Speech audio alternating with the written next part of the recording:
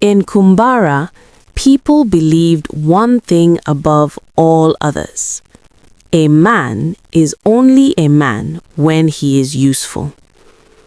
There lived in Kumbara a man called Seku. Seku was not tall, he was not loud, he did not wrestle bulls or wrestle words, but his back was strong. In Kumbara, people measured time by the sun, but Seku measured time by need.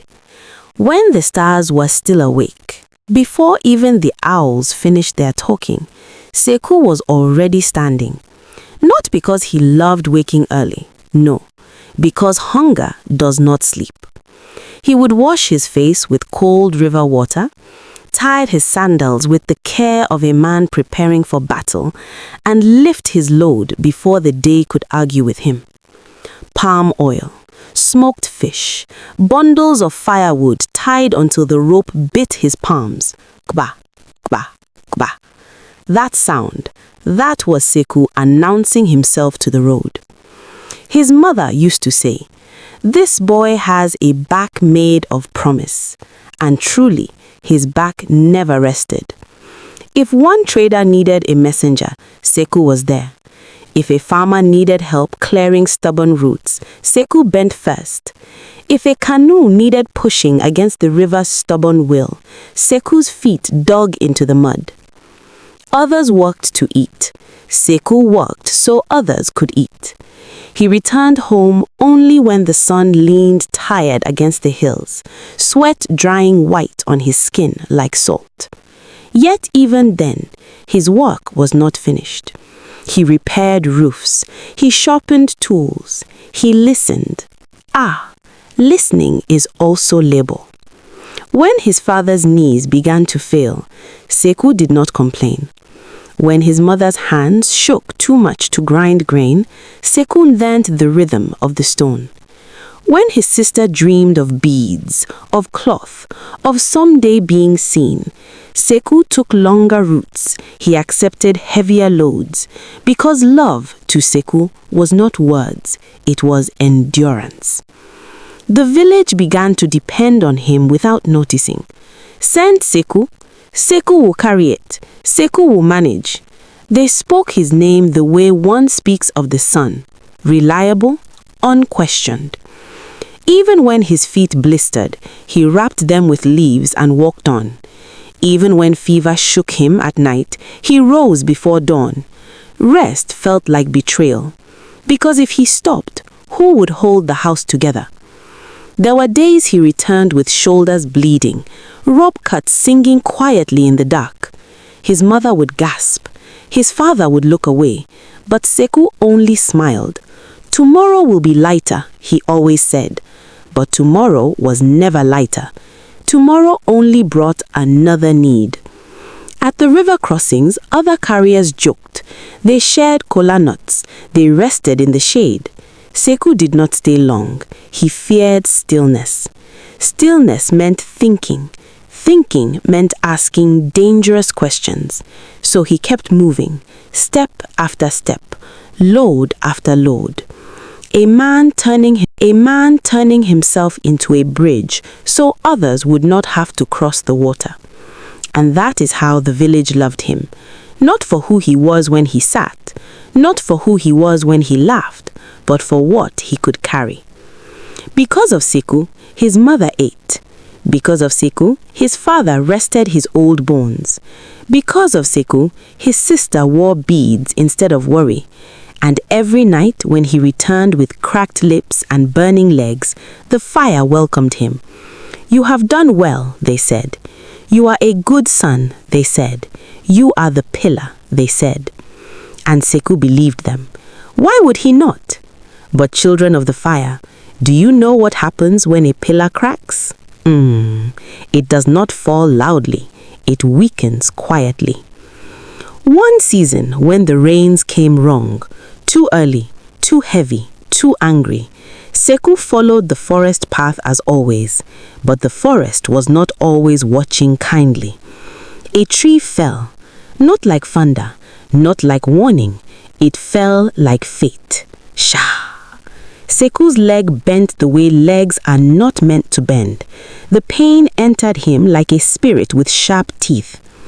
They carried him home on a door. Ah, that was the last day his sandals touched the road. At first, the village said it will pass. His mother boiled leaves. His father whispered old prayers.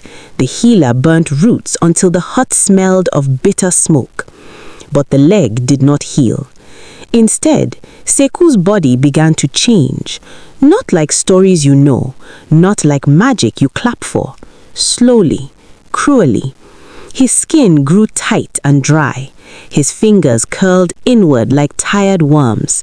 His voice thinned until words came broken, cracked. Worst of all, his strength left him. The same back that carried the village could no longer carry itself. Night after night, Seku lay on a mat listening to the fire crackle without him. Grrr, grrr. He heard his family whisper, not loudly, whispers cut deeper. How long will this last? The yams are finishing. The neighbors are watching. Ah, the neighbors are always watching. Soon the greetings changed. Before, ah, Seku, pillar of Kumbara. Now, how is he today? Do you hear the distance? Even his sister Marie stopped sitting beside him. Her eyes carried shame like a calabash of water. One evening, as the moon climbed slow and cold, Seku heard his father speak words heavier than stones. A man who cannot stand forces others to bend. No one answered, not even the fire. From that night, Seku became something else. Not a son, not a brother, a weight. They moved him to the back of the hut, away from visitors, away from laughter. Food came late, sometimes cold, sometimes forgotten. And something strange began to happen. Seku felt himself fading, not dying, no, changing. His thoughts slowed, his memories blurred. He stopped dreaming of roads. He dreamt instead of corners, of shadows, of being unnoticed. Can a man disappear while still breathing? One night during the festival of New Fire, when drums spoke until stars trembled, Seku dragged himself to the doorway. He wanted to hear the music, just once. Kum, kum, kum. But when his family saw him, their joy broke. Take him back inside, someone hissed. He will spoil the night. Spoil the night. Ah, Seku looked at the fire. The fire did not look back. From then on, the village forgot his name. They called him that one or it. Children threw pebbles near the hut, testing their courage. Even dogs avoided his smell. Because when a man stops being useful, the village teaches itself to stop seeing him as human. The change completed itself quietly. Seku no longer tried to speak. His tongue felt too heavy for words. He moved only at night, crawling to the edge of the hut, listening to life from a distance. He did not hate them. That is the strangest part. He simply accepted, because deep inside, the same wisdom had entered his bones. A man is only a man when he is useful. One dawn, when the rooster crowed twice instead of once, Seku did not move. The mat was cold. His breath had slipped away like smoke. No drum announced it. No wailing followed. They wrapped him quickly, buried him behind the old Iropo tree. That same day, listen carefully, that same day, his sister laughed again. That same day, his father stood straighter. That same day, the hut felt lighter. Seasons passed. Grass grew over the grave. Children played nearby, unaware. And Kumbara continued. And the elders know nothing, because some lessons are not taught. They are lived and paid for. So I ask you, children of the night, when strength leaves a man, what remains? When usefulness dies, who is buried first? Go home with that question. Or better still, write it down in the comments section.